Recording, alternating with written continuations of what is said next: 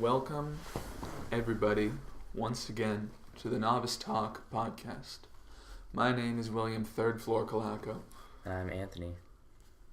As always. As always. And this episode, we have no guest, but you should all be content because me and Anthony are already interesting enough. Yeah. And to prove that, we're going to start this episode with an experiment. Are you ready, Anthony? I'm ready. Okay. I'm going to ask you, and I'm going to ask all the listeners to visualize the color yellow. Okay, the experiment's finished. But I would like to break down what just took place. I, myself, thought of the concept of the color yellow. Then, my English-oriented mind translated that concept of yellow into the English word yellow. Then, the language center of my brain was able to command the muscles in my throat to produce the corresponding sounds. Most humans are able to conceive of the color yellow, save for those who have been blind since birth and those who are colorblind. But only humans who are able to understand English can translate the letters Y-E-L-L-O-W into their own languageless concept of the color yellow. You, Anthony, are in fact somewhat colorblind. So, when I ask you to imagine what I would perceive as the color yellow, it is an inherently impossible task. But, to the listeners who are able to conjure this color in their mind, I was actually able to make them see something, just with one word. When I say, see yellow, I am talking about how anyone can see anything in their head at any moment. Imagine if I asked you to picture the Earth from space. Or if I were to ask you to hear your national anthem playing in your head. I could have you watching the earth spin and hearing your national anthem while there was nothing going on and you were sitting in a silent room. Of course, thinking about a song, or thinking about a color, or thinking about the earth from space is not the same as actually seeing or hearing those things. But the hard part is actually describing the difference between the two experiences. Right now, if I wanted to, I could hear the Star-Spangled Banner playing. And now, because I simply said it, everyone listening also can hear the Star-Spangled Banner playing in their head, as if it were involuntary. But it is as if I am, and you all are, seeing without seeing and hearing without hearing. My mind is creating these events without any input. They're just taking place in some mental movie theater that has nothing to do with my eyes or ears. My ability to make things happen in your mental state used to be limited to just me directly talking to one person. But once writing was invented, my ability to make things appear in the minds of others transcended time, as long as the ink would last on the paper and the paper didn't get destroyed. And now, at this moment, my words are being produced by my vocal cords. Then, those sounds move through space and into this microphone in front of me. The sounds that I make are translated into literal ones and zeros. Then, these ones and zeros are going to be transmitted into an electromagnetic signal that will be shot through the air into a Wi-Fi router that will enter a cable that will transfer this electromagnetic signal back into ones and zeros, and those ones and zeros will be transferred at the speed of light to Douglas County, Georgia. They'll be sent there because that is where the closest Google data storage center is. From that county in Georgia, anyone in the world will be able to access that code containing the words that I am saying at this moment. Through a similar process, those ones and zeros will be transmitted into their phone and then translated into sound by their phone's microphone. The words that I am saying right now will be available to people, to anybody in the world. And as I say this, the national anthem will begin to play in your head, and you will see a rotating image of the earth. And I ask those who are able to conceive of the color yellow to imagine the oceans of the earth to be yellow as well. And that's what you're on right now. There's just a lot to think about. That's a lot, though. The power of the mind is what you're getting at, basically. If you can tell, I've been in a philosophy of the mind class. Oh, I forgot. I knew you were in a philosophy class, but I didn't know it was philosophy of the mind. Yeah. So I've been doing a lot of it's just depressing, man, because you go on the internet and they don't have it, and you find out that the experts don't even know. Yeah. And that whole movie theater in your mind thing, we don't know what that is. Yeah. Is it? I mean, like it's hard to even explain how it's hard to describe how we don't know it, which is kind of funny, because it's something that it's hard to not sound cliche when you even talk about it, because we know so little, but it's you're creating a space in your mind that you can go to, but you can't describe to anyone else. It's like kind of like dreams, but. Do you have you ever looked into what causes your colorblindness? I know what it is. Yeah. Or could you describe it? Can I describe how it is anatomically? Well, what causes it, and also what does your condition actually do to your perception of color? It's the processing of the reflection of light in my eyes, which then the processing centers, which are the cones, and the rods. The rods to detect dark light, like darker colors, dark things like shadows, but it's the cones. I lack. Oh, I don't know specifically with my case. I either lack a certain cone or it's a malfunctioning cone, but it's just like a certain. I don't want to say particle, but kind of like. And I also don't want to say like. It's not. I don't know exactly what a cone is. I mean, it's not like a cell. I don't think it's a cell. Are they like little traffic cones? They're little traffic cones. Okay. But it's just wrongly processing the colors that are reflecting into my eye. And I can't even speak on the difference in interpretation of the world because I don't have any other interpretation, but I will say it affects... I can't go shopping alone, like because I gotta be able to pick out clothes. And I hate coloring... Like, I hated coloring days in kindergarten. Did you ever... So when did you figure out that you were colorblind? I didn't even figure it out on my own. My parents figured it out. And it was because of my brother, actually. He said, I like fire trucks, but why does everyone call them red? They're green. And my mom was like, oh, shit. And tested him. And then...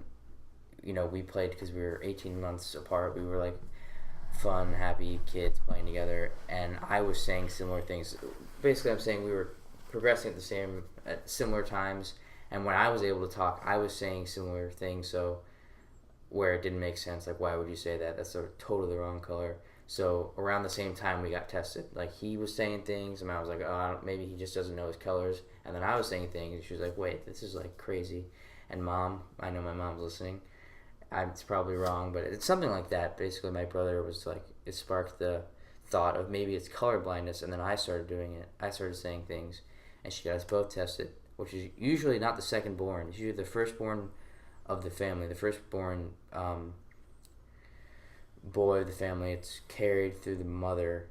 I did a whole speech on this, so I know a lot about it. It's a X-linked chromosome, or an X-linked trait, because men have XY, women are XX, or the opposite, something like that. Maybe it's Y-linked, some bullshit. I don't know. You can look I think it up. women are XX. Yeah. So yeah, or something like that. I don't know. But either way, my oldest uncle on my mom's side was colorblind. He's like the oldest born boy, so it just made sense. She was like putting two and two together. It runs in the family, oldest born son, and then she also got me tested because I was saying weird things. But how did Joey and you know that a fire truck wasn't red? That's the thing. I'm not aware. Like, I don't know. I don't understand that. But the thing that I do know, being now 19 and interpreting, and I guess it's good that you're getting into this now, because I'll be able to explain the interpretation differently. There are times where I will look at a color. I don't have an example around me, but it isn't green or red. It's like a mixture, and it changes sometimes. I was looking at a shirt. Do you remember I was talking to Simon about it. There was a shirt worn by the kid in front of Simon and I couldn't. It looked green to me, but I knew it was a Florida State shirt. I knew it was red, but I was like, that is a green shirt. Well, how do you know it's green? Because it looks green. Well, we can't. but how do you know? So do you ever see something you're like, okay, that is red, or where you say, okay, that is green? Are there any two objects that I could bring here that you would be able to distinguish between green and red? I actually am really good with yellows. It used to be my favorite color because that was something when I was little. I knew yellow was yellow. I don't know. I was just attracted to it because it was something that I knew for a fact was yellow. I'm trying to think of a good example of how. I guess I know when I was in like elementary school, I would use kind of context clues or like context. So I knew that a fire truck was red, so that color was red. But I also knew like other things were green, and it's really the shades, the different shades. Because things that are clearly red, I don't know of a bright red color. That will never look green to me. But like maybe a brick red or some kind of weird rusty red will look green to me in the right light. That's a lot to do with. And is it just red and green that gets messed up? I'm red green colorblind, but there's sometimes like purple just looks like a darker blue to me a lot of times. But if you saw something that was vaguely green, would you think it was red? Depends on the lighting and everything else, but most of the time, regardless of lighting, yeah. I mean, if it's in like a really bright light, I could probably tell, but just a normal like average kind of lighting. So you do have a concept of both green and red. It's just that it gets mixed. It gets mixed with shading. I don't know what pure red and pure green are. Just like off the top of my head, I can't think of an example of one. I guess a fire truck or bright red something, and then bright green something. But when those get closer to each other, or just different shades, I'm so lost.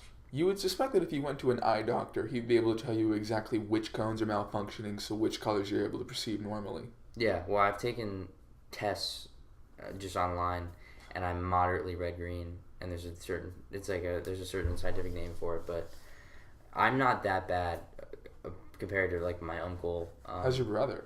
My brother thinks I'm worse than him, but I think we're similar. You know, we're not bad though, not that bad. And sometimes I almost think I'm playing the role because I'll see something and I think maybe I just cared less about colors when I was younger. So sometimes I worry that I'm just kind of color retarded. That's an actual thing too. You just don't know your colors. Well, I mean, you are straight up retarded too. Yeah, I'm also just really slow. So, so I worry about that as well. But I don't think it's the case because their colors do look the same to me.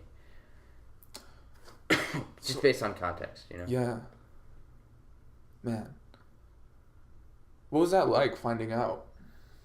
I don't remember finding out, but I have felt all throughout school, even in like high school and stuff. It doesn't matter now because it doesn't really happen now, but coloring things, and I would be like, is this blue?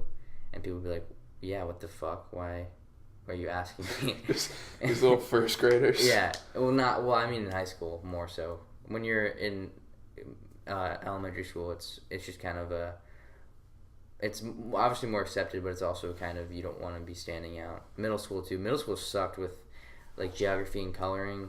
It was always kind of weird, but it was also a good conversation starter because I'm not super outgoing. So I would just be like, hey, I don't know what colors these are. I'm colorblind. What are these colors? Just approaching random women on the street. Yeah. So do you ever feel like you're not normal?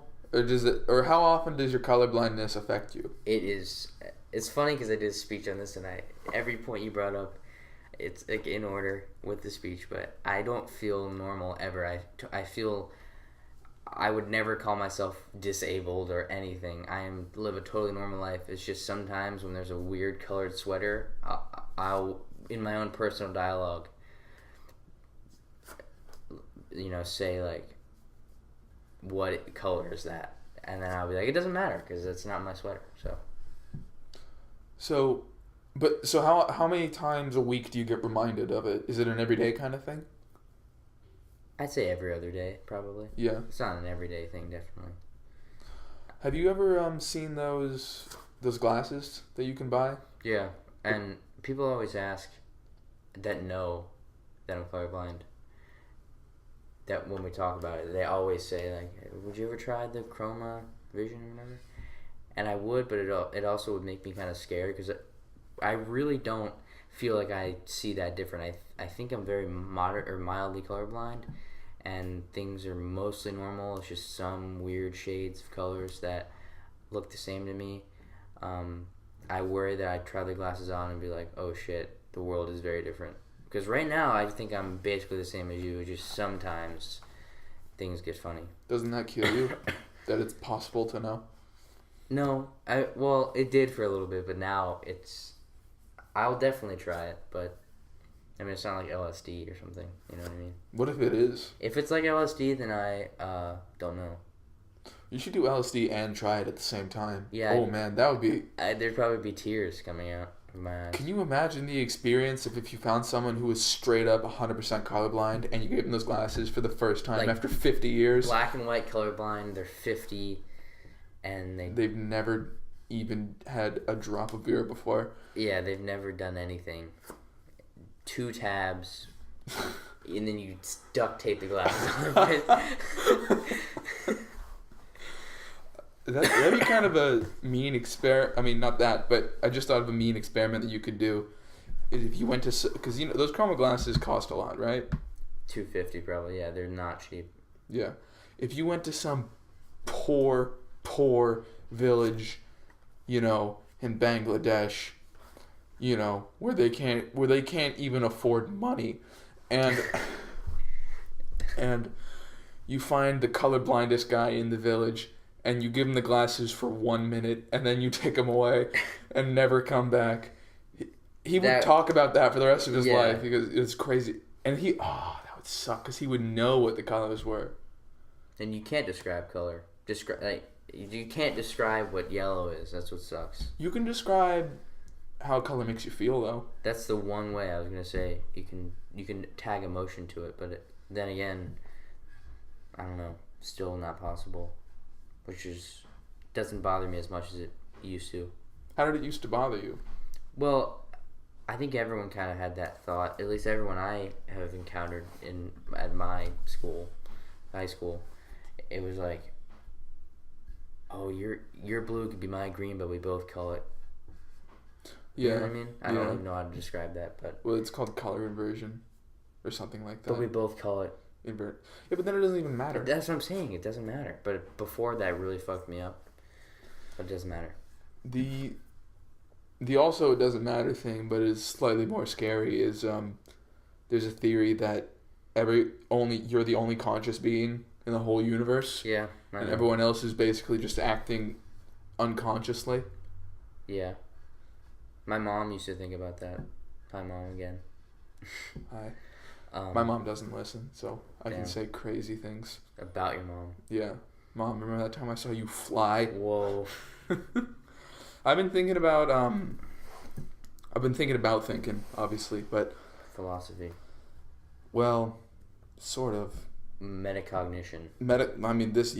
This could be considered metacognition. So, if we were to call the brain something like a computer, and so you know how you have RAM memory, which is random access, which is stuff that the computer has readily available, and there's also memory, which is more deep and on the hard drive kind of stuff.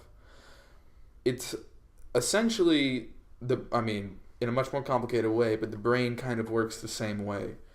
And how the brain can hold on to a few things at once. So it was told to me as in a couple of numbers is the maximum, like 5 numbers you can hold in your head, and then that's all of your RAM memory. You can't remember anything else. But once you repeat something enough times, then it gets transferred into your deeper memory. Just practicing something, or a spelling test. Yeah. That's once you spell it wrong enough times, or you see how it's done enough times, your deeper memory picks it up. And I have had the idea for a long time that when I walk around campus, what I want to do is always have my earbuds in and just be learning about stuff. Because, YouTube, man, there's so many videos where you can just learn about stuff all day long, and I do like learning about things. Been listening to a lot of audiobooks too, and it's great. You know, you can definitely learn a bunch of stuff. But on the other hand, I kind of imagine the mind to be like a Brita filter. So, you know how it is with the compartment up top and then the main water down, the filtered water down below. Mm-hmm. It's like you can fill up the top of the Brita filter, but then you have to stop at some point so that the water can be processed. That's such a good analogy, yeah. Yeah. And if you're walking around with your earbuds in, listening to, new information all day long, it's like putting your Brita filter under the sink and just leaving the tap on. Yeah. You can only process so much at one time, and you need to give it time to process where you don't put any new water in, or else all the new water is just going to be flooding off the top. So, yep. Or you could also say that it was like a field and say that, okay, well, I want to grow corn. And so you plant a corn crop. And you go, you know what, I actually want to grow watermelons. And so you throw out all your corn seeds that you just planted and plant watermelons one. And so, yeah, you're putting in a lot of different seeds and you're putting in a lot of different information. But if you never have time to just think on it or just let it sit in your mind silently, then it's never going to flourish. You're never going to take root. So I've been walking around. So I do still watch YouTube videos, about stuff. I still read things. But when I walk around now, I don't listen to anything. No earbuds, no nothing. Phone in my backpack. And then I can not physically, but mentally feel it happening. Just the ideas turning over in my head. Yeah. On a similar note, a lot of professors I've noticed just these past 2 semesters, last spring and this fall, maybe it's just a Florida State thing, I don't know, but they always get to that point where you get more information when you write it down versus typing it out when you take notes. They make you write out the notes, and I believe in that. It's obviously, do we have another the process special thing, guest coming in? But it's like almost a romantic thing. You gotta like rub the meat, and really let it simmer. And it sounds funny, but it's true. You got to really work with your information to be able for it to sink in. At least you can get a lot of stuff. You can hear a million things. You hear tons of stuff all day, but it doesn't really sink in. You know what I mean? Yo, what's up? How's it going? Hi, Zach. What is it? What? It's supposed to be just a me and you podcast. We've already had. Do you live at the circus? We're gonna put them all in the show notes now. Yeah. Even though we don't have show notes. Yeah, we kind of do. In the show notes. Yeah. We have. Pen and paper is kind of like it really is memory that's not in your head. Yeah. Especially because if you imagine just sitting in a lecture and just trying to remember everything that's said, actually, in a more clear kind of way, I find that organizing my thoughts or thinking through a process is a lot easier when I'm writing stuff down than when I'm just thinking about it. Okay, but anyways, as I was saying, the way that I think about things, because I've been thinking, so I have a lot of time now just spent walking around, having thoughts bounce around in my head.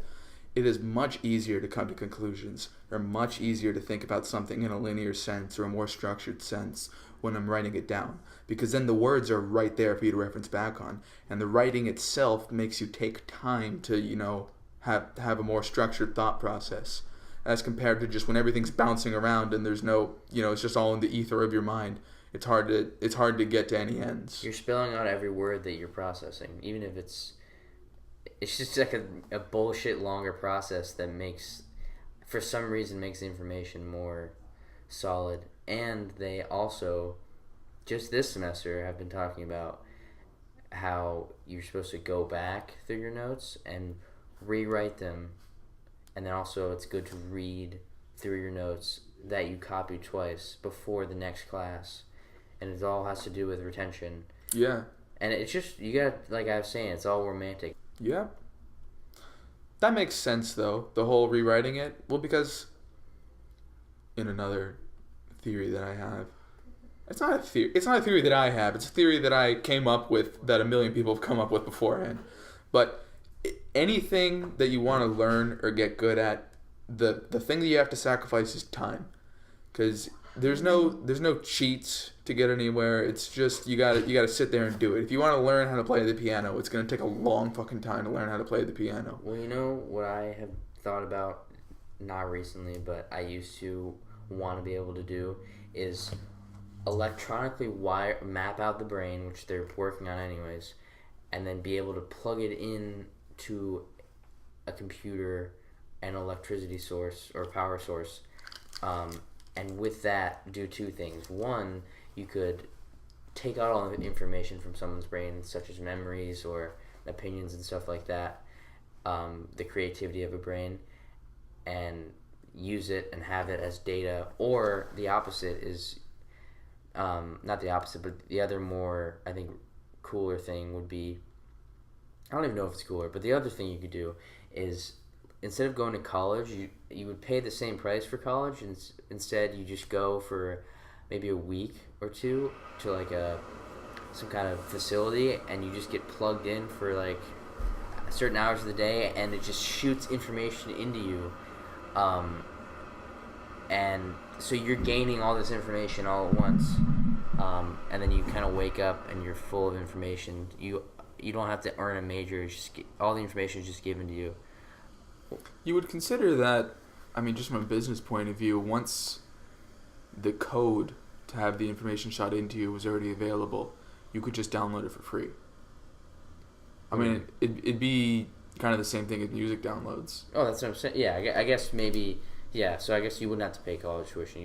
It would be available. I think people, if we got to that point, that like dystopian thing, or I guess maybe utopian, I don't know, we would probably, it would be something you had to pay a lot of money for and be very highly protected and secure. I think. I can't even begin to imagine. That would be scary. If you could just download a thought into someone's mind, you could turn someone into a terrorist. That's what I'm saying. Like, there's so many things you could do with it. Yeah. So, but I thought for a while, like 3 months, that maybe I would go into that and try and figure that out. But now, I'm not on that anymore. So, I'm still. How? So you would have to take the information as it is from someone else's mind and put it into the other person's mind. You'd have to create a standard. Basically, they already have standards for it. You earn a bachelor's degree in business. You plug in for 2 hours, you get a bachelor's degree in business. The information you're supposed to be getting, it's all there. But you'd have to get that information from someone who already, the old-fashioned way, earned a bachelor's in business. Well, I'm just saying you would take all the curriculums and all the stuff from all the classes, all the information from the textbooks, everything. It would be coded, and then you get it plugged into you. Yeah, but that's the tough part. How would it be coded, you know? Well, because we don't really know what it is. Like, I'm just talking. Well, yes, that's it. We would talk about it, my friends and I, and there's a difference between just like textbook information and the actual ability to know how to apply information. And I'm just talking strictly on like definitions and stuff you can read out of a book, people's opinions. Yeah. Nothing to do with here's information and here's how to be creative with it. So there's still a competitive edge to people who are, I don't know if they're naturally more born creative or they have certain influences that make them creative. Basically, everyone, you could get information faster, so you can start being creative with that information faster. And then it would also standardize. I mean, it would just make everyone, I don't know, maybe lazy. There's so many factors about this that goes really deep into the theory of learning, which I've been thinking about. Basically, that goes into the theory of learning a little bit because I've been thinking about the value of learning something. And you think, oh, well, maybe if I just learned the formula for how to do it, then I wouldn't really need to learn a bunch of stuff. Or what is the point of learning this?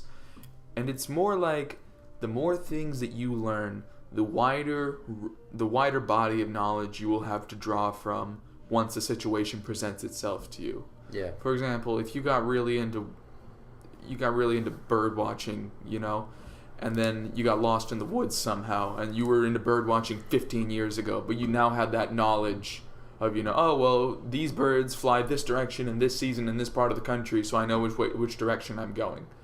You know? I mean, that's a horrible example and also way over specific. How inconsiderate.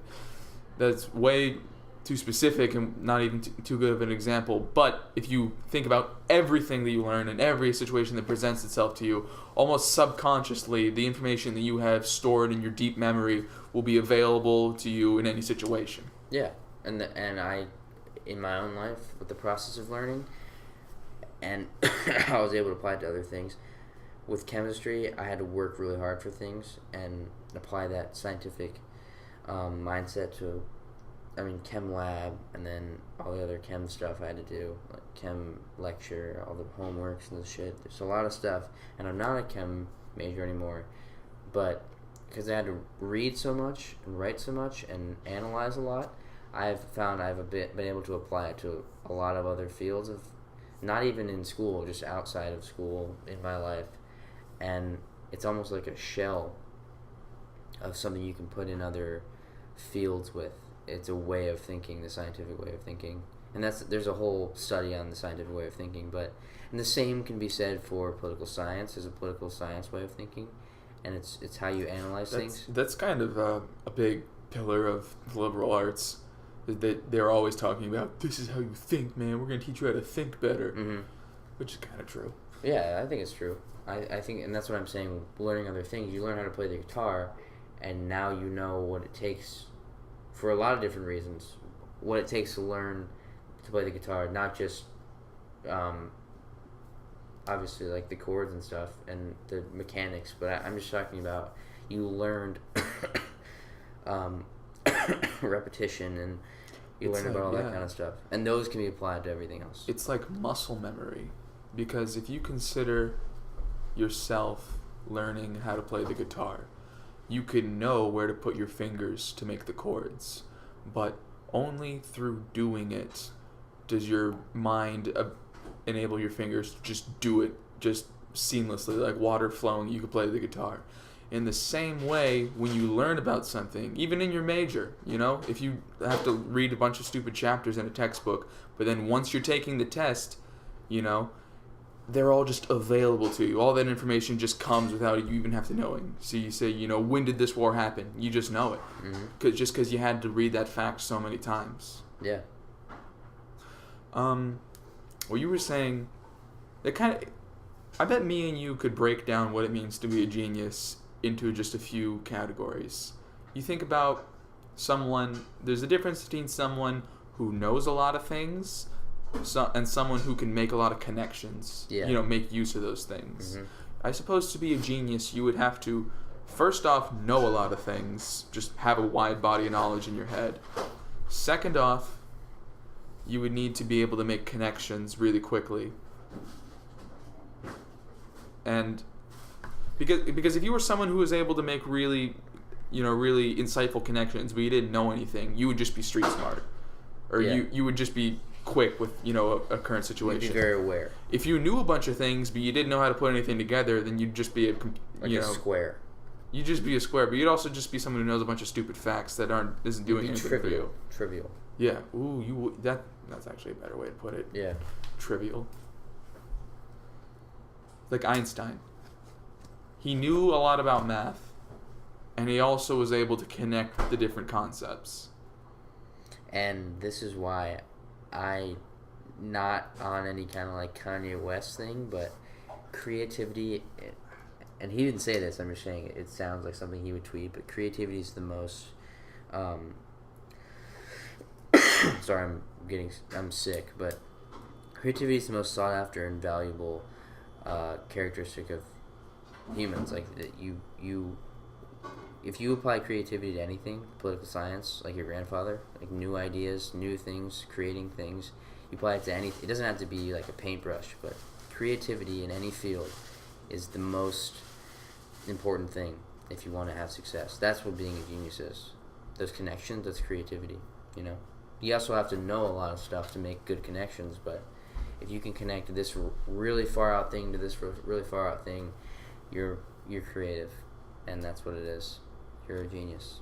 Yeah, your ability to make those connections like that.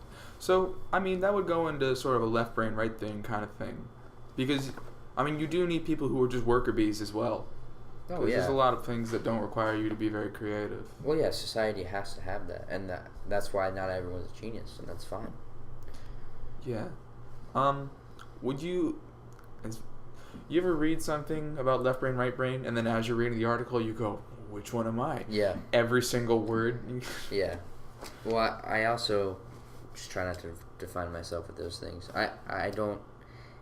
I would get a lot of flack when saying this, but I just don't like the study of psychology. I'm glad people are able to apply it, and it definitely the difference between I think therapy is great, and I think the biological psychology is really good, and how we've been able to apply that to a lot of different medicines. I guess I'm not really for medicine either, but I don't want to get into all that right now. But I think psychology is defining things that shouldn't necessarily be defined.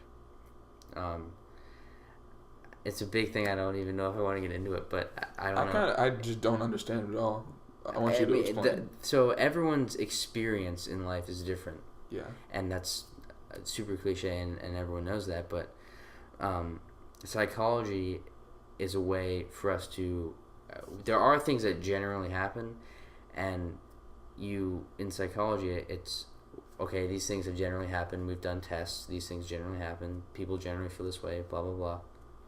So we're going to give names to these things, and then let's say someone is experiencing something, whatever it may be. I mean, everyone's brain is so unique and complex. Someone's experiencing something, and they don't like the way it makes them feel. And I'm not even talking about mental illness at all. I'm just saying you experience something. The psychology is very wide-ranging with their topics. Like a knife in the leg? I don't even know. Something like that, yeah. And what psychology has done is given us these definitions and these things we can latch onto as humans, because humans like the defined. They don't like the unknown. It's just part of our thing, is we like to know things and be solid with things.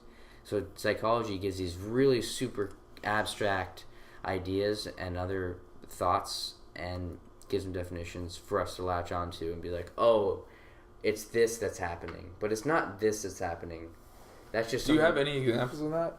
I'm trying to think of a good example, but I can't. I wish I did. But the whole time during psychology class, which I passed the exam, so I'll take it in college, but AP psychology, I would always just go back and forth with the teacher about that. And obviously he's a super psychology guy, so. So if it was something like parenting, and he's saying, oh, well, if you do this to your kid while he's a child, and you follow X, Y, and Z, then he'll turn out more developmentally advanced. That's a great example. I mean, that's a perfect example.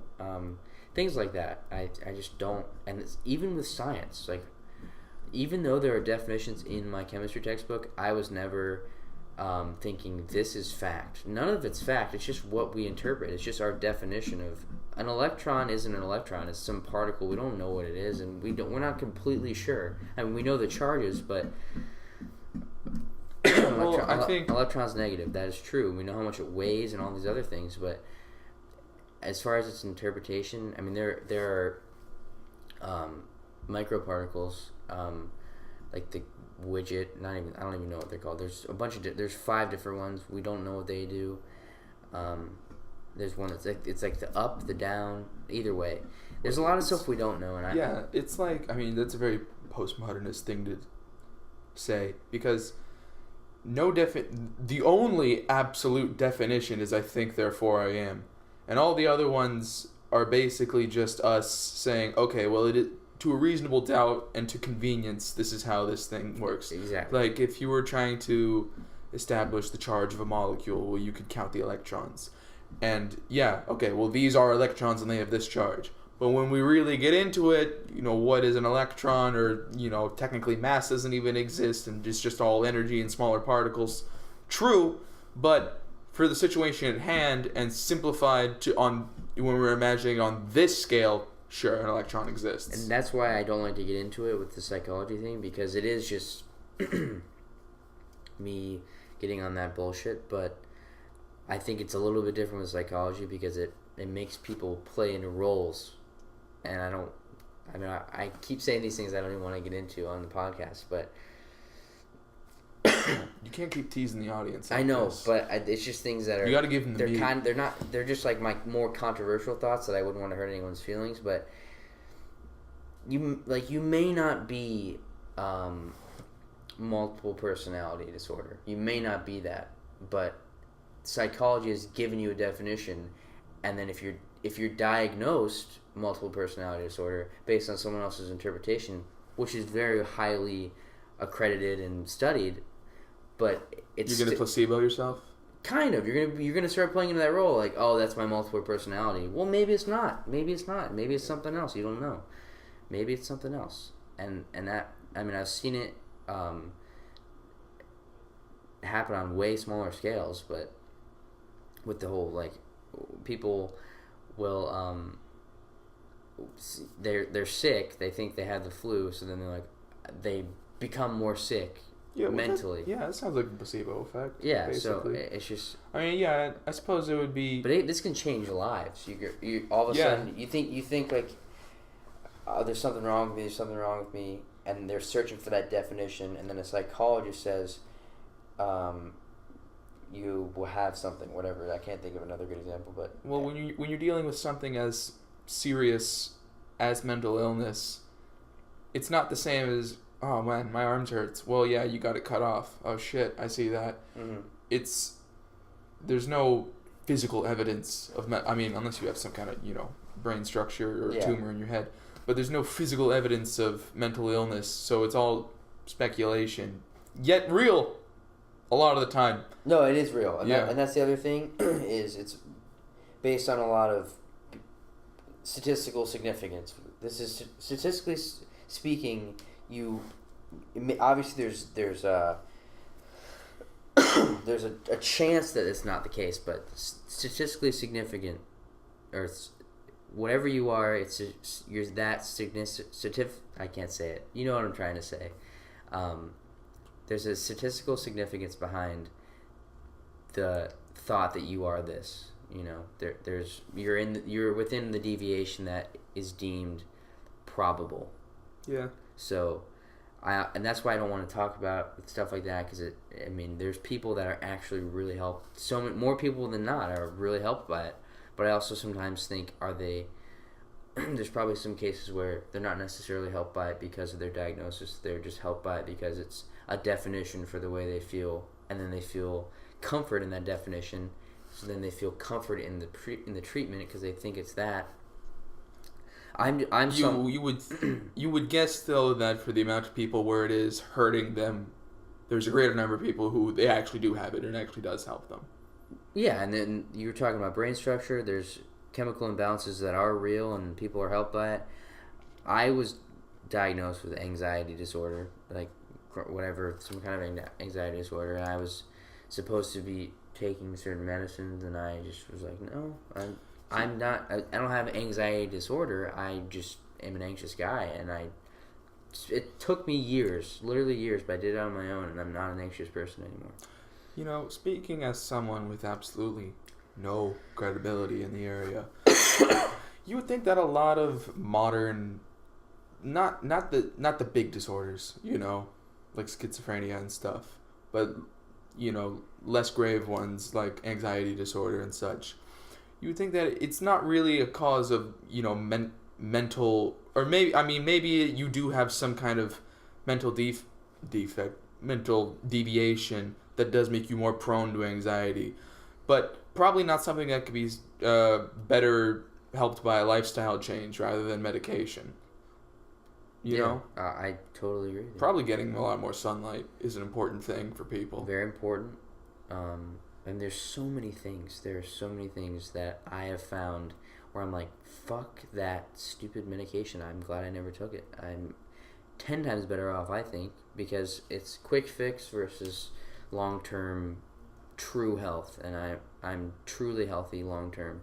Exactly. That gets to that first point about it takes time to make good things. It takes time to make good things. And even with that, in a really weird example, I think people... Let's just get back to SoundCloud rappers and trap people because we talk about them a lot. Let's get back to our wheelhouse. Yeah. the people that blow up overnight, I think that's the same amount of time and energy it took them to get famous ratios out and works its way out to how long they're famous and how good their fame is. If you and I can kind of compare it to maybe someone like Kanye, who worked really hard for it and kept trying, and now he has longevity. And then someone like Fetty Wap, who kind of just blew up, and now there's just a kind of a Chris Brown. Did he work hard for it? I don't know. I just know that he ain't nothing no more. That's true. That's a good point. He blew up when he was really young. But he was big for a long time. There's obviously Outliers. Yeah. So, like Justin Bieber blew up, and he's still famous as fuck. John Mayer. His first album went big, and then he's been big ever since. Yeah, he has a couple cool interviews about that. So there's obviously examples that are not true, but I'm just speaking specifically on SoundCloud rappers here. You can still make $1 million or hundreds of thousands of dollars in 4 months now, and maybe you're not famous forever, but you make a bunch of money. So it's weird how easy it is. I mean, compared to being an indie band, if you wanted to become a SoundCloud rapper, that's such a different process, you know? I was gonna send you a SoundCloud rapper thing today. They come up. Are you on Instagram again or no? No. Well, they come up a lot now. Just not necessarily SoundCloud, but they have sponsored posts, and it's not the person posting on your feed. It's they put out an ad, and the ad just kind of shows up, and it looks like a post.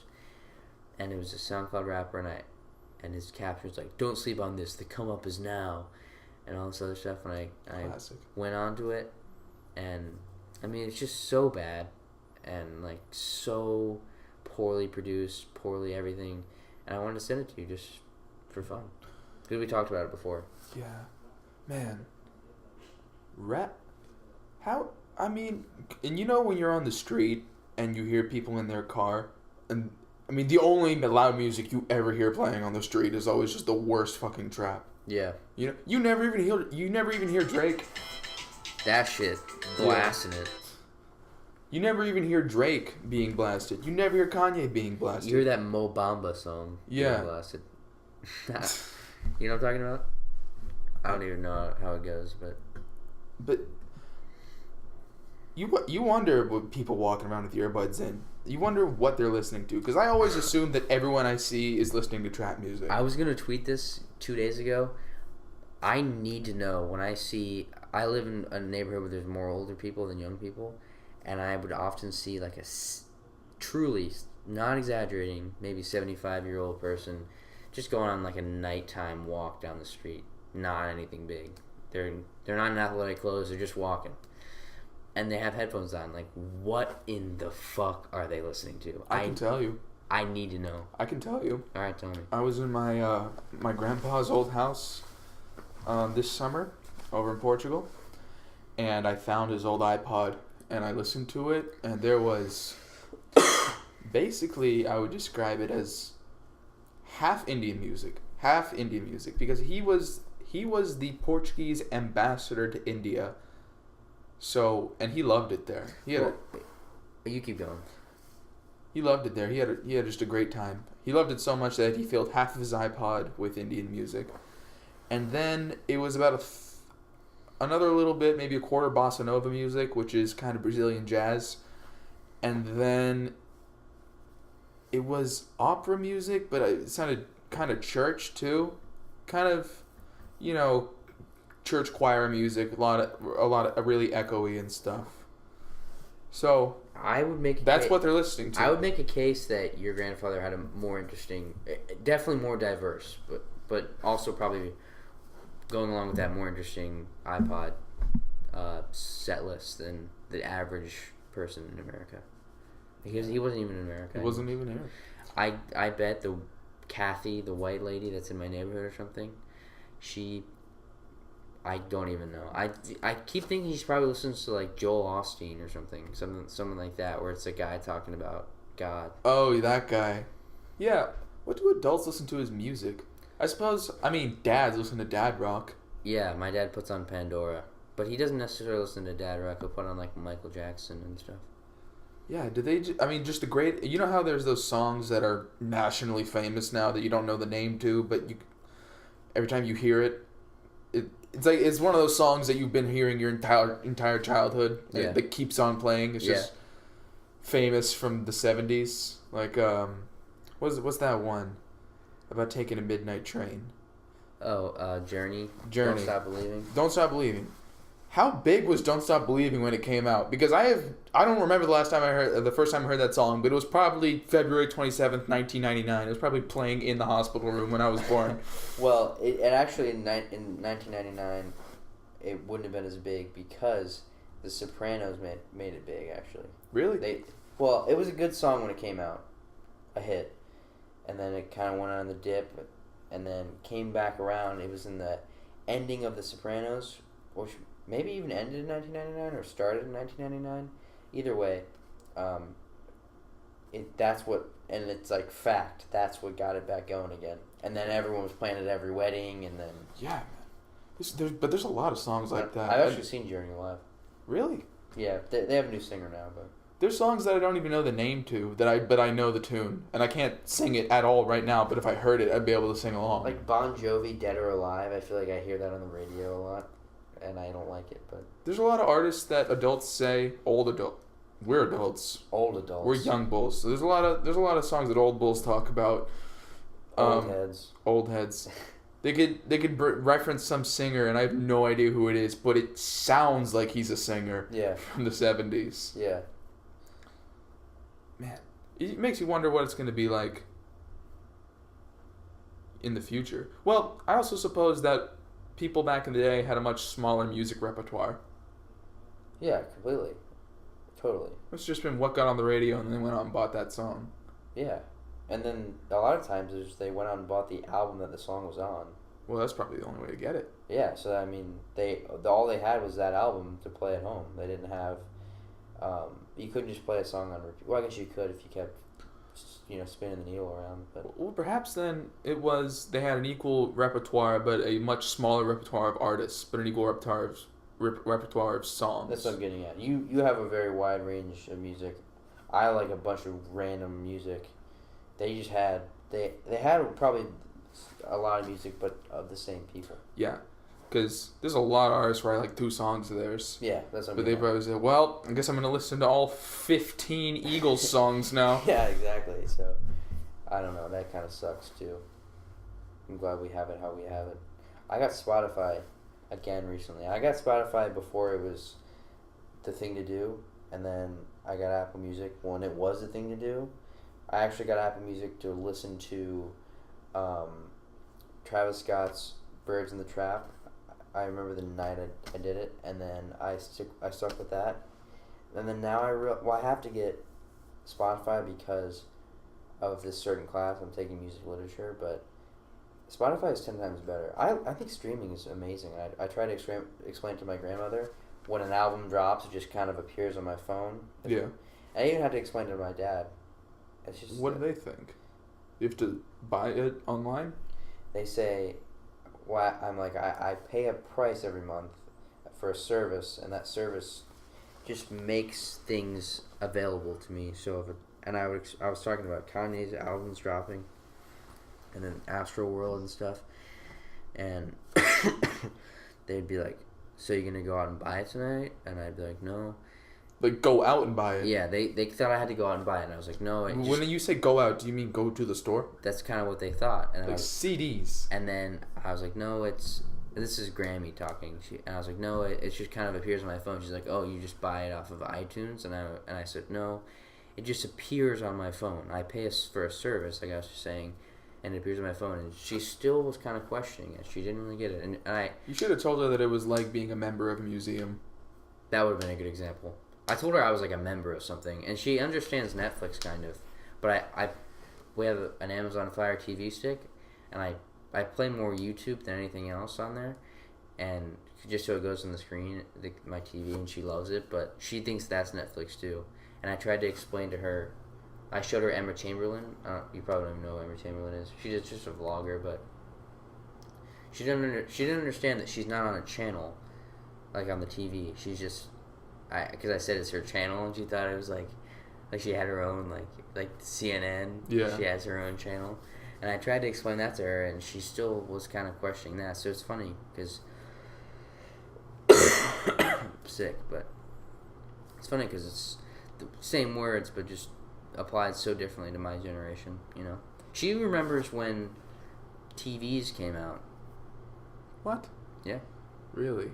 She said that she has told me the story since I was little, but she said that her neighbor told her that her dad was getting a picture box, and Grammy said, "No, you're a liar." And then she did, and then Grammy ended up getting one, and it was lit. She said it was lit. She said it was lit. I don't have a TV. Yeah, neither do I. It's weird. Well, I do. It came with my place though. I don't have a TV, but I have a lot of screens. I have 2 screens actually. I don't have a lot. You don't need a TV. You really don't need a TV. A TV's just a big computer now. We live in a weird age. Yes. You ever try to go an evening without using the internet? You come home, you say, you know what, I'm just not gonna touch it today. Not necessarily the internet, but definitely I love YouTube. I get rid of shit all the time, all my social media, all the time. There's been times I got rid of YouTube, and that's always a thing I was like, I need this back.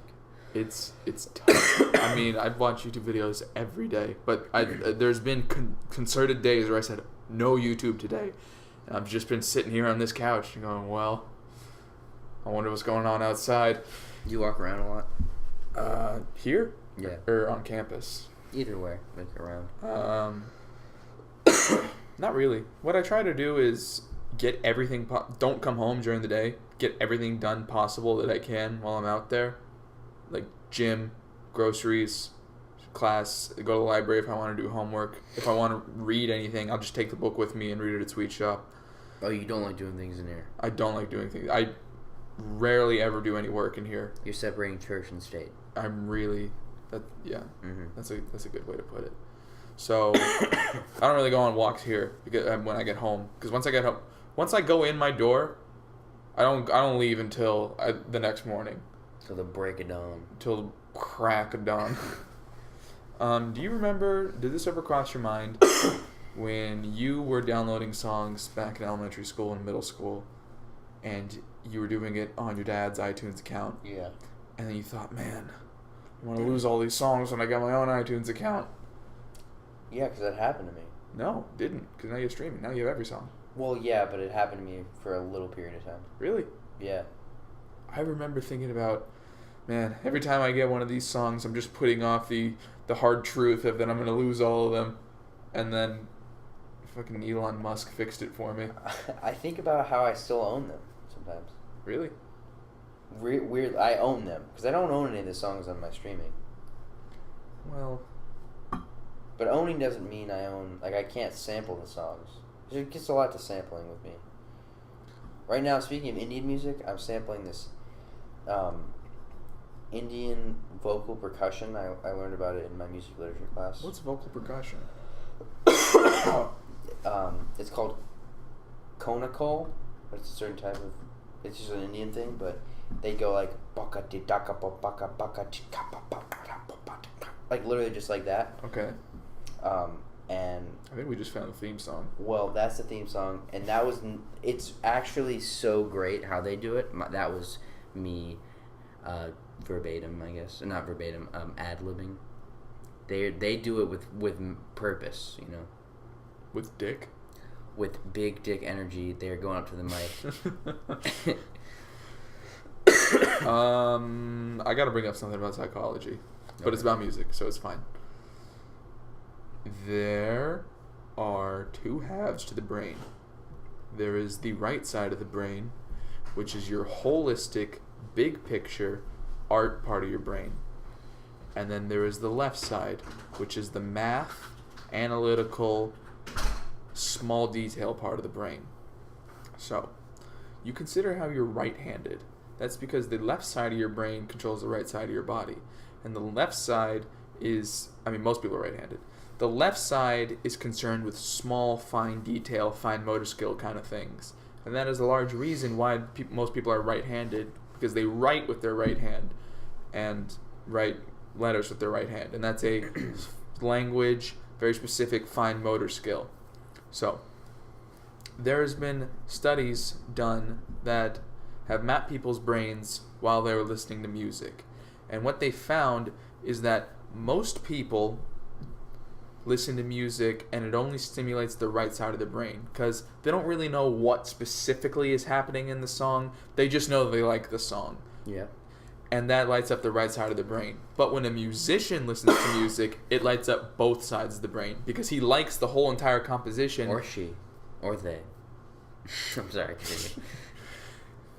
Because the musician likes the entire composition, but as well the musician can identify specific technical things going on in it, and the musician can appreciate that with the left side of the brain as well. And so music brings a more fulfilling experience to someone who knows about music. But that can go really for anything. You know, you think about physics. A lot of people like the idea of physics. Oh yeah. But physicians really like physics because they know what's going on. Yeah, that's the thing, and they're thinking about it a different way. So I truly think it's less. Fuck the cough. It's less not awe-inspiring. I'm trying to think of the word. Less shocking, I guess, for lack of a better word. There are people, for the layman, it's just talking to you, Emily Layman. Physics is something. A lot of the STEM stuff is like, ooh, it's so cool, it's so amazing. It's like you quote things just so you can shock people. But for a physicist, it's just, I want to get to know what this is. But then, I mean, if you say time dilation to someone regular, and you say, oh yeah, time dilation means you can travel into the future. You can actually do it. You and me, if we had the resources right now and we had the technology, in keeping with the laws of nature and the laws of the universe, we could travel into the future. It is possible. And, someone who doesn't know anything about time dilation would think, oh wow, that's cool. That's I bet someone's working on that. Me, myself, I spent a good 4 days looking into it, and I actually get it. I mean, I get it to the point. I mean, I don't like not the specific mathematics. Well, actually, yes, the specific mathematics. I get it. The formulas like speed is distance over time. I have figured it out to the formulas, and to the point where I went to a physics teacher here, and I tried to ask him. I tried to have him explain to me. So why is it that mass, affects space-time? And he goes, well, that is the point that the top physicists have come to a stop at. We don't actually know what it is. But now I know exactly how we can travel forward in time. I don't want to get into it now, but it seems like one for another time. When we get a STEM major on, it's one for another time. Yes. But suffice to say, it's basically as you increase your speed, you increase the amount of energy that that the body you're traveling. So say you're in a car and the car is going faster and faster and faster.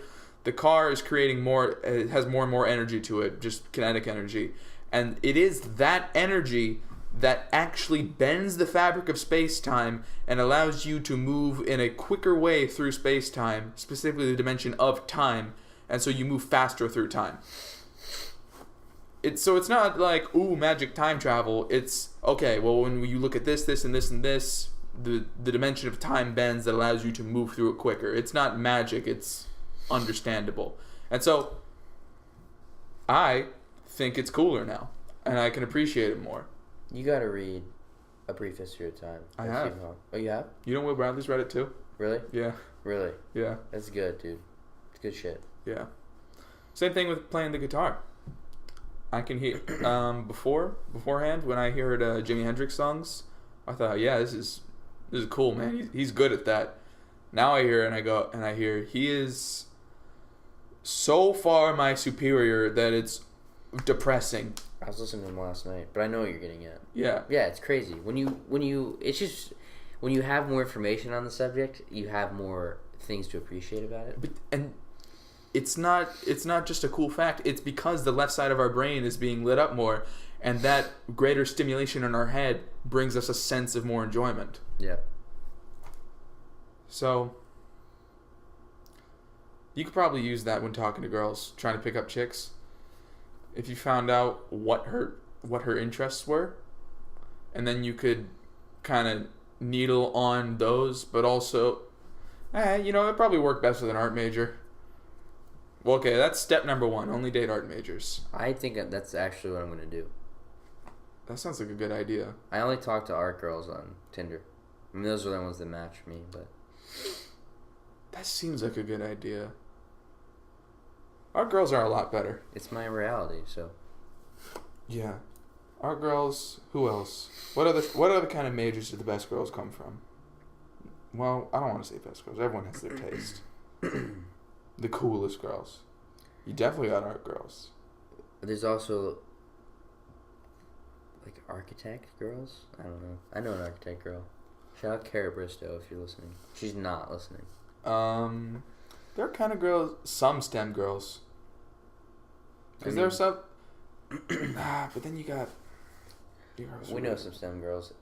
I had a lot of classes with STEM girls, but I was in the classes that were easy enough with STEM, where they weren't easy enough. Basically, the girls that I was with in the STEM classes, they all wanted to be doctors. They were doing pre-meds. That's annoying. I don't like when people tell me that they want to go to med school. Yeah, it is. No one wants to be a doctor for the passion of being a doctor. Nope. Well, some people do. Some people want to cure diseases. Other people just want to make money.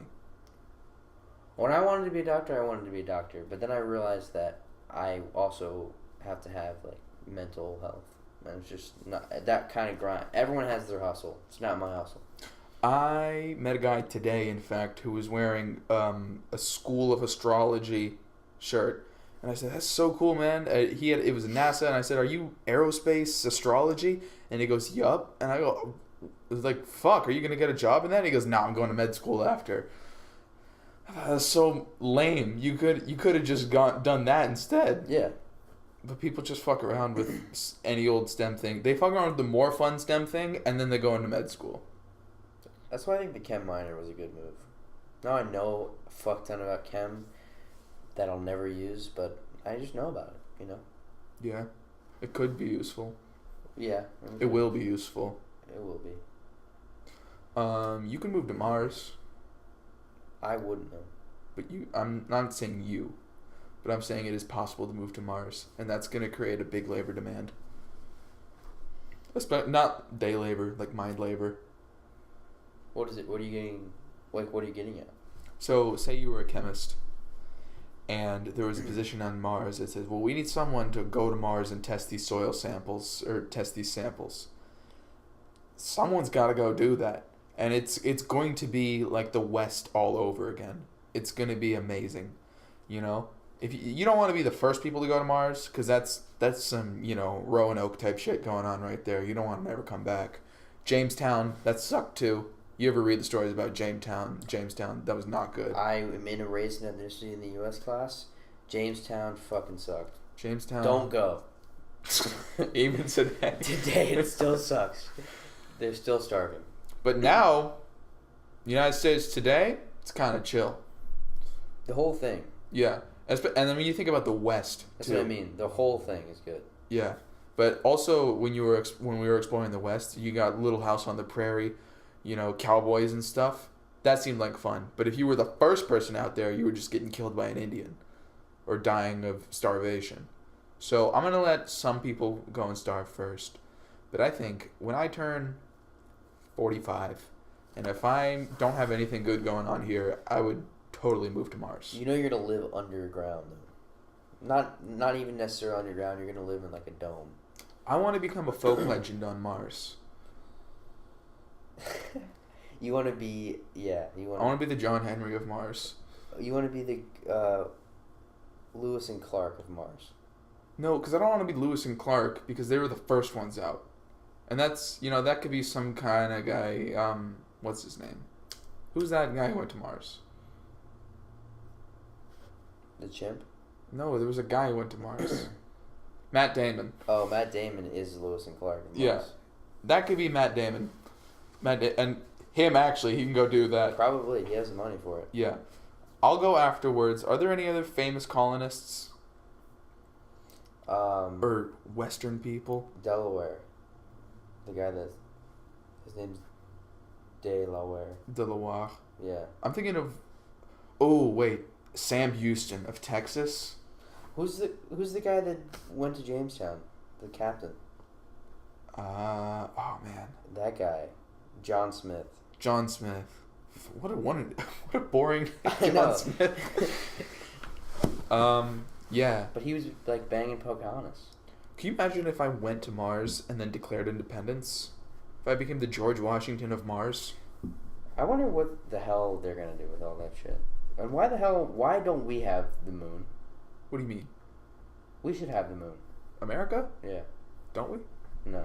And I don't care that we have it, I'm kidding, but why does no one have the moon? I guess it's shared. There are lunar treaties that say you're not allowed to own the moon, but that sounds like it's just going to go out the window once it actually becomes feasible. I also have this dumb theory that has no support. I think if we started putting things on the moon, it would fuck up the tide and everything. I don't know why, but I think it would. Haven't we already put things on the moon? I'm talking about like if we put New York City, if we put Manhattan on the moon. That does weigh a lot. Yeah. Man. I always thought it'd be really cool if we had a second moon. Manhattan on the Moon. That's my first album when I'm in a new band. I always thought I had a really fun idea. So you have the moon as it is, and then a little bit out beyond the moon, you'd have something even smaller than it, but it was another Earth kind of thing. No, same size as the moon. 2 moons orbiting the Earth. One of them's a little bit further out. One is the dry barren moon that we have now, and the other one is a mini Earth Yeah. that no one ever went to, and it was just animals there. Like Saturn. Saturn has moons. Yeah, multiple moons on the Earth. One of them dry. Well, one of them the actual moon. One of them a tiny Earth, and then it would be like. That's one of Saturn's moons is like Earth. No, it's not. It's the most inhabitable thing. Really? Yeah. Besides Earth. But I think it'd be cool if we could see it from Earth. You know? And then the space race, it would be first off getting to the regular moon, and then that one. And then if you got stranded there, it'd be fine. You could stay, you know? Yeah. But then the gravity thing would be different as well. You know, we used to think Venus had people on it. There were, people would see the dust clouds on Venus through telescopes, and they would think that it was an alien civilization burning the harvest in some kind of religious thing. That'd be really weird if it did turn out to be that. Do you know about Copernicus? No. I mean, I've heard of him. He's the guy that... He has something to do with the planets. Yeah, he said that like we revolve around the sun. Oh. What Big about? things. I mean, he got like ousts from the churches and stuff. I'm just bringing it up. I know a lot about that. That's really the marriage of the two sciences, social science and physical science. You think about neither one is more important, because while physical science exists without humans, and you know, if we didn't have political problems and if we didn't have social problems, the truth of the universe would still exist. On the other hand, We have humans. we are humans, So we have so to have... these are important to us, and you can't have one without the other. Because if you think about an author and he wants to write a book, well, he needs a pen, and the pen needs to be made at a factory. So there you go. That's a physical science thing, making pens. The author is doing a social science thing, writing literature. But you know, the machines at the factory, they need, you know, you need an HR department at the factory. So you need social science. You need someone who's going to run HR. But then that HR guy needs to eat food. So you need a farmer who's going to do physical science. And that farmer needs to be entertained. So he's going to need someone to write him books. And that's the author. You know how we're stuck? We believe in science and that's our truth. And in social science, we believe in it, that's our truth. And then we look back on people that did it differently. People that... I had to watch Roots recently. Do you know what Roots is? It's about... Like slavery and Yeah. stuff. Yeah. Well, the Kunta Kinte, he is captured. Long story. Either way, he gets there finally to the plantation, and he's sleeping on his first night, and he catches a grasshopper and says to the grasshopper, "Go to my family and tell them that I've been captured." Blah blah blah. This is still in Africa. No, this is in America. He's in the plantation, but they're still in Africa. Yeah. So the grasshopper's gonna go to Africa. That's what he's saying. But to him, that's like his truth. Like the grasshopper is part of the environment, and that's what they believe. And it's the same energy is what I keep thinking about. It's the same energy as I believe in electrons around the nucleus. Is him saying this grasshopper knows what I'm saying is going to go to my family. It's the same. It's not like it's something outlandish for him. He's like, this is fact. This grasshopper can hear me. I find it religious people. I mean, we can still do that today, right now. Yeah. Religious people. I mean, especially. We are a secular podcast, by the way. We are a secular podcast. But it must be a crazy thing. I mean, and I doubt even some, casual religious people actually believe it to their core. But if you were, I mean, did you ever hear that story about the about the girl who died because her parents, instead of taking her to the hospital, like she had some disease, and her parents, instead of taking her to the hospital, just decided to pray? I didn't hear that, but that was a story a little while ago. And I think about how inconceivable it is to me. Your daughter is sick and dying in the other room, and you get down on your knees and you start praying, and you think that it's going to do something. I mean, and then how people could still believe even after their daughter died. Yeah. It's crazy. But we were talking about, I don't even know if this is in a podcast, but I'm not even gonna get it. I'm not gonna get into it. I was gonna get into, how I think people play evolution with that. Like if you're sick, you should die. I'm not gonna get into it. We won't be like, I'm not gonna get into that right now. But so there's also, the thing is that there's no should. Well, there is a should. There is no should. I mean, there is no should, but if you go by like the playbook of evolution, then yeah, there is a should. But there isn't a should because there's no like. But we beat evolution. We did beat evolution, but I think it also kind of bites us in the ass in some ways. There's a funny Louis C.K. joke about that. The peanut allergies one. He goes, of course, we should respect people who have peanut allergies. If your child is allergic to peanuts, of course people should be considerate and not bring peanuts into the classroom. But if seeing a peanut makes you die, maybe you're supposed to die. I mean, it's kind of like that. Yeah. I think about how much more nonchalant dying must have been way back in the time.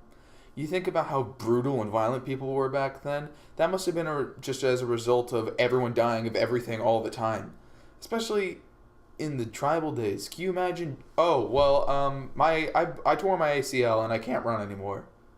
Bye. You're gonna die. Yeah. In a day. Or, oh, my kneecap, I shattered my kneecap. Bye. Yeah. I got scratched. Bye. Dying was so common and all the time and everything that getting murdered, it must have been, well, he was gonna die probably next week anyways. Yeah, you're right. And what about birth rate? I wonder how that went. Can you imagine?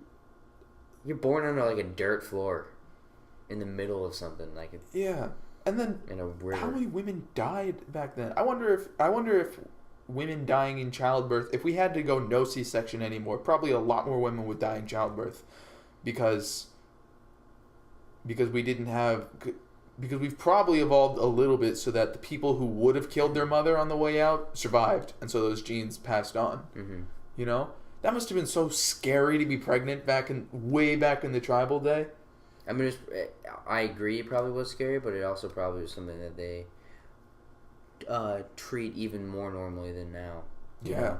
Like they weren't like, oh, it's a pregnant woman. It was just a woman who had a baby. Because pregnant women you get special treatment. You're fucking pregnant. Like, you should be treated differently. Oh, I'm sure they got some special treatment. I feel like There probably was a lot of religious stuff around it too. Yeah, probably. Yeah, they- maybe not. Maybe they were treated differently. Yeah. I mean, and pregnant women, just as a fact of nature, have to be treated specially, you know? I agree. Yeah, totally.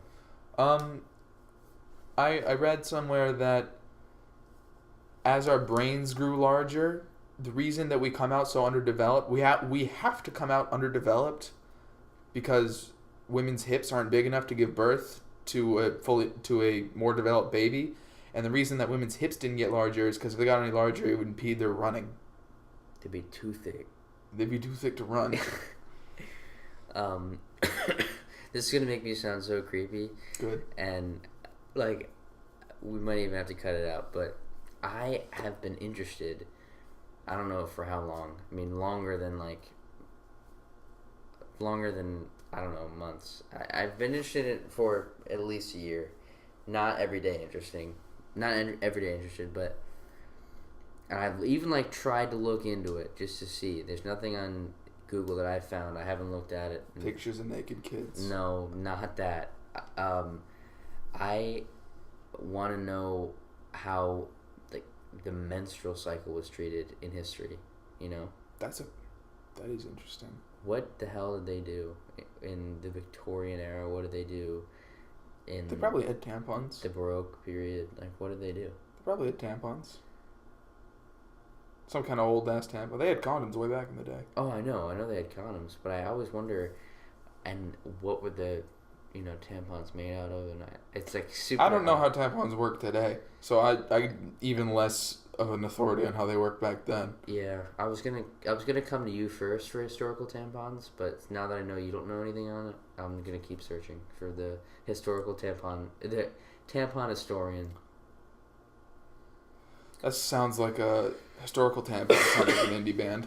Historical tampon. I mean, they must have also thought it was some religious thing.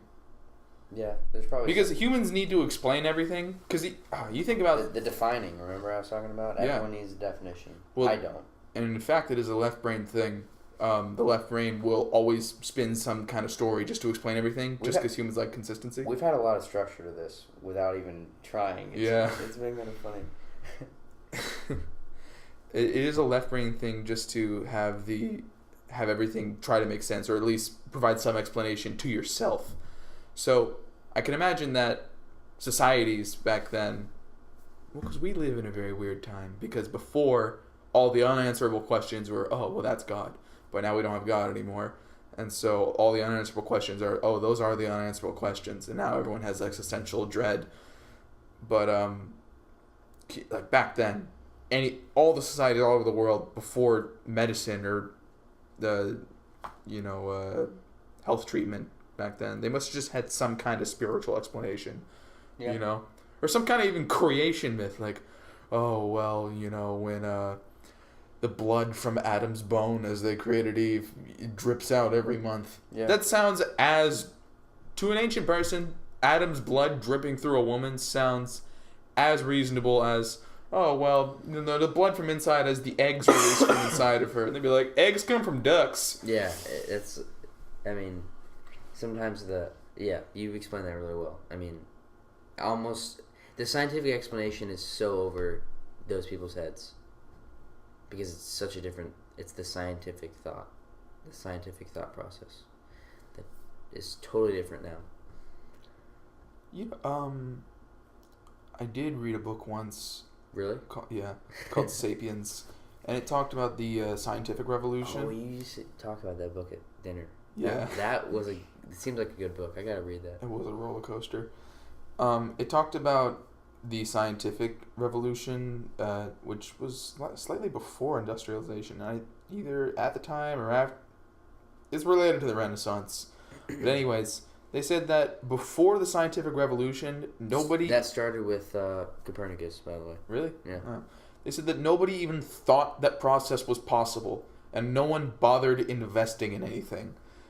What they would basically do is just all the profit that they made, parties, feasts, banquets, jewelry, clothes. They said, listen, we're never gonna make anything better. We might as well just spend the money we have on fun stuff. And they said that as the progressive mind came into fruition, and people thought, oh wait, maybe if I take my profits and invest them, I could improve this thing, and that's how we go from hoes to tractors. It's crazy to think about the mindset of someone back then, to think that there is no way to improve this. I mean, that also must have been just influenced by the peasant lifestyle, because it was literally codified. You cannot move up. You are this. Mm-hmm. People used to think, and probably some crazy royals to this day used to think that I have royal blood. I am better than this. Oh, yeah. I am above. I always wonder what like Prince Harry thinks. If he thinks he's like the shit, or if he thinks he's just born into this. And Yeah. Because you would think, I mean, William Calaco can't think at all like William Windsor does. Yeah. But he must have some kind of royal myths in his head. He has to justify his existence somehow. Yeah, because I mean, in 2018, it means nothing. But he has to give himself a reason to be that. He can't just be sitting in his room all day going, fuck, I lucked out, man. He talks like this, fuck, man, I lucked out. I definitely just has NASCAR going. I definitely think it goes with, it's got to be with the whole blood thing, And does that mean, like, I always wonder, because I watched a really long YouTube video about it, and they didn't explain it, but that means, like, King George was his, something? One of his relatives? Well, okay, so there is Queen Elizabeth, and then George is... No, I'm talking about... No, wait, what's Queen Elizabeth's son's name? I'm talking about, like, the guy that... No, but I want to know right now. Oh. What do you... Queen... Who is her son? There's Queen Elizabeth, there's William and Harry, and there's William and Harry's dad. The guy who was married to Princess Diana. Yeah, Charles! Charles. There you go. Okay. What were you saying about George? George III? Yeah, the third. The one who lost America? Yeah. They were related to him, right? I know that there was a problem a little while ago. I think Victoria, okay, so it goes Elizabeth's father, and then another guy before that, and then I think before that, so there's William III was the Elizabeth's grandfather, and then before that was Victoria in the Victorian era. And Victoria was a different bloodline. I mean, they're all related, sort of. There rarely has there been, because I've watched videos on the English family too. Ever since the beginning, I think there's been maybe 1 or 2 times where it was just a totally new bloodline. But it's basically they're all related. Maybe not directly sometimes, but all related. It's really interesting, that thought. Which one? I mean, my ancestor didn't lose America, but his did. Yeah. I mean, So- they gained and lost the whole world. I just think about maybe that's what he justifies it now. It's not even necessarily that it's better blood. It's just like my ancestors were important. This is all their importance showing up. It's the same. Yeah, thing but that with- doesn't justify him. Well, it's the same thing with, what's Ronaldo? Like his son's gonna grow up in Bugattis and everything else, and then he's gonna They're gonna be homeless. They're gonna live in a Bugatti. when he's 20, he's gonna be like, oh, that's because my dad was like raw at basketball, at soccer, and then you know what I mean. Like it's not because he's superior. Just because his dad was good doesn't make him superior. But it'd be like, oh, okay, yeah, that makes sense. My dad was really good at that, and then he'll still use it and be a dick. He'll use all the money and stuff, but not necessarily be a dick. Probably though, because his dad's kind of a dick. But Yeah, but he'll probably just think, I lucked out. yeah, but he'll understand why. It's not like because there's some people that are just born into wealth and they don't really get it. You know what I mean? It's just like, oh yeah, my dad does real estate. I don't know. You know what I mean? But they'll be like, with the King George thing. I mean, with the Prince Harry thing and is it Prince William, right? Is the other one? Yeah. I don't like paying attention to that stuff, but